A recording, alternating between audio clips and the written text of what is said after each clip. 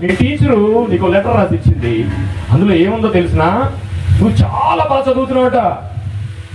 ఎంత గొప్పగా చదువుతున్నావు అంటే నువ్వు అబ్జర్వ్ చేసే అంత లెసన్ వాళ్ళ నాలెడ్జ్కి చాలట్లేదట.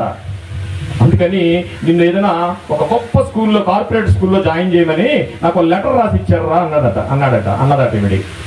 అమ్మ, మనం పేదవాళ్ళం కదా, కార్పొరేట్ స్కూల్లో ఎక్కడ చదువుతాం, మనం చదవలేం కదా అని పిల్లాడు అన్నప్పుడు ఒక పని చేద్దాంలే, మనం పిల్లోళ్ళం కదా, అందుకని మనం ఏం చేద్దామంటే, పేదవాళ్ళం కదా, ఏం చేద్దామంటే నేనే నీకు చెప్తానులే అనుకుని ఆ తల్లి 1వ క్లాస్ నుంచి చెప్పడం మొదలుపెట్టింది. 5వ క్లాస్ వరకు వచ్చాడు. ఆ 5వ క్లాస్ వరకు ఏమండి ఆయన పేరు మనం ఒకసారి వినాలండి.